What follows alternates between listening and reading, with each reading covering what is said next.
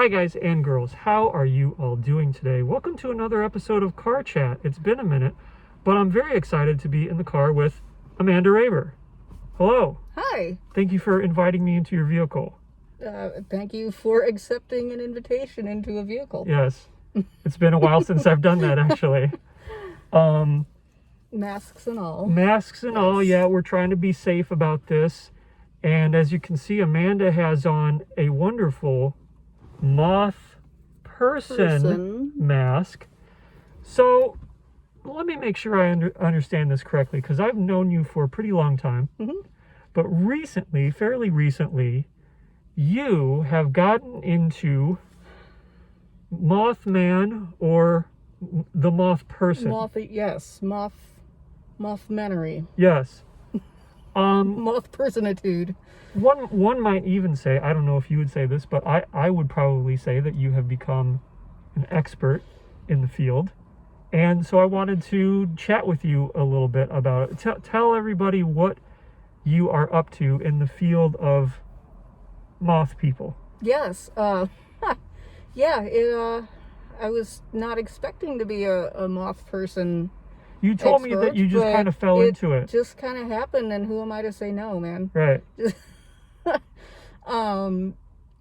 But yeah, so it's been a couple years now that I've really been digging into the lore, the history of Mothperson. Yes. And that is fascinating in itself.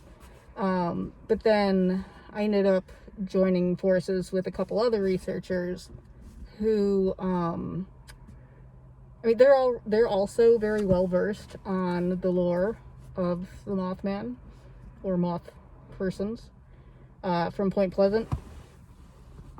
But the more that we read about it, the more that we talk about it, it's amazing how new topics continue to come up. Oh. Like the story happened, it all happened back in the 60s, right. Okay?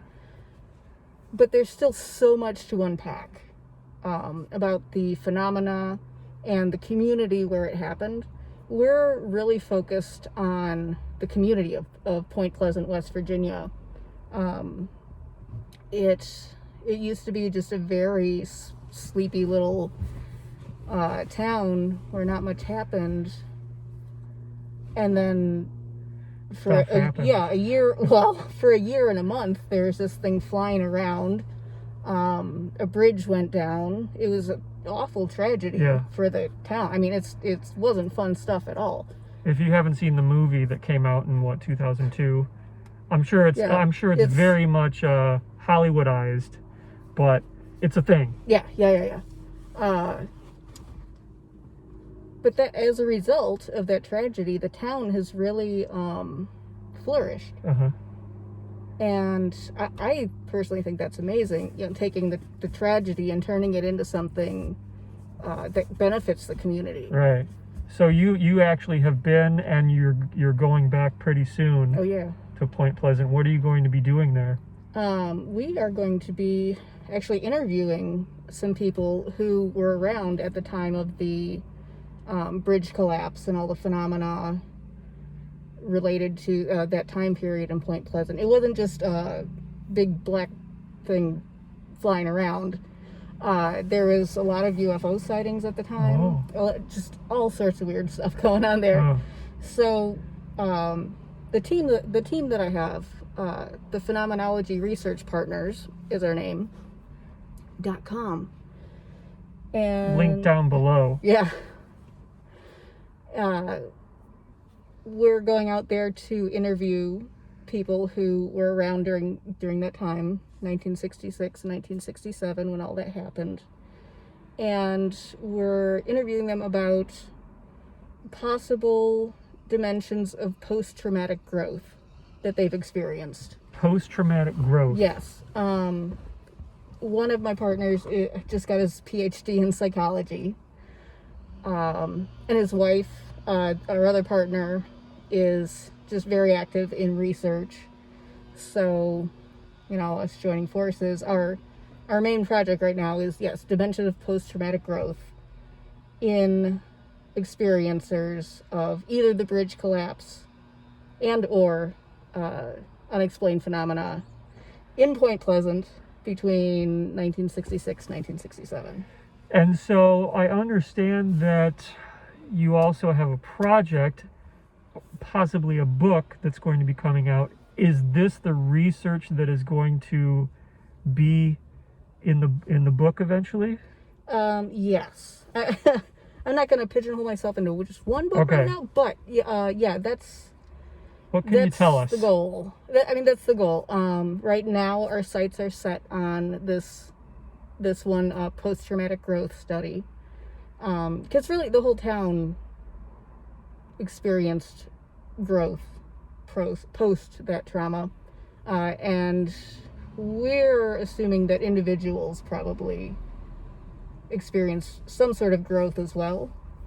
Trauma's not always, it's a bad thing, but growth can come from it. So we're trying to look into that, and that would be a book. Yes.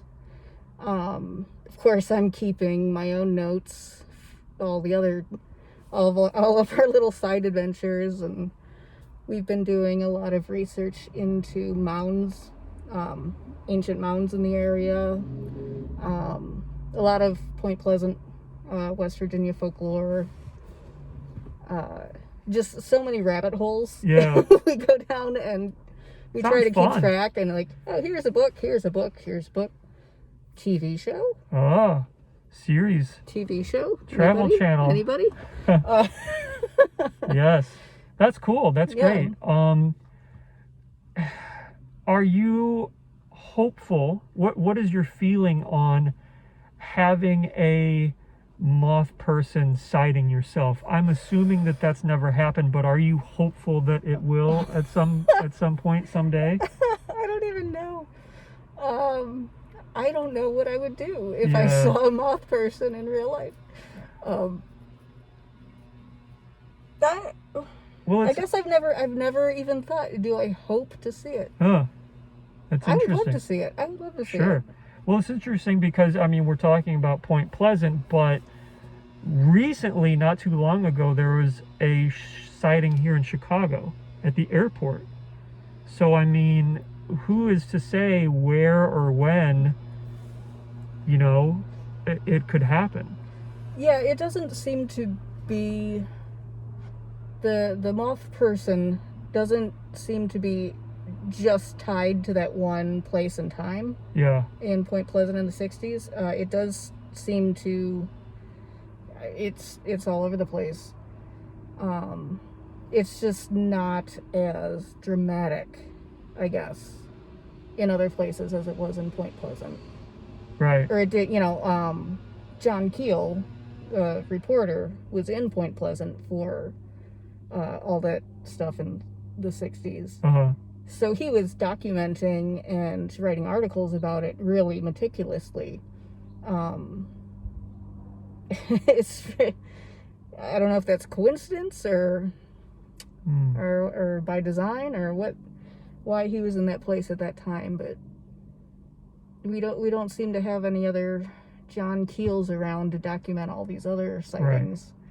But obviously, you and your team are doing your best to document things and sort of investigate things. So I wish you the best of luck with everything. I assume that there isn't any, release date or anything like that yet, since you're still very much working on stuff. Right. No release date. We're very much in the beginning, really the beginning phases of it. Yeah. But it's moving very quickly. Uh-huh. It's amazing. We've got several interviews lined up already. Great. For when we go there next. So if people want to keep up with what you're doing, would the best thing to do would be go to the website that you mentioned? Yeah, go to our website, phenomenologyresearchpartners.com. On that site, you can learn a little about each of us. We each have a little blurb. You can listen to interviews we've done. We were just on Steve Ward's High Strangeness Factor, copyright on the Paranormal UK Network. Nice. That's coming out next week. Very cool. Mid-May. So you can hear, there will be a link to that through our website. I also know of someone else who's very into the Mothman phenomenon, who's on Instagram by the name of Alana Kestrel. And I think that everyone out there should follow her on Instagram as well. She's got very, very unique insights into the phenomena. Yeah. Mm-hmm. It's a pretty fun account to follow. I agree. But I am very excited to see what you guys come up with. Again, like I said, I've known you for a long time, but this is, kind of a new thing that you're getting into. So I'm excited about the project. And I appreciate you talking to me about it on Car Chat. Thanks for being willing to get in a car and talk to somebody about Mothperson. Absolutely. And our guest back here, Kat. Well, this is another research partner right here. He's my companion when I go out in the field. Thanks, most buddy. of the time. Thanks for hanging out. If people wanna catch us in person, we will be speaking at the Mothman Festival in Point Pleasant this September. Excellent. I'll find a link for that as well. Yeah. Put that down below. We will be updating our website about that for sure. Sweet. Thank you, Amanda. Thank you, Paul. Thank you guys for watching, and we'll see you next time.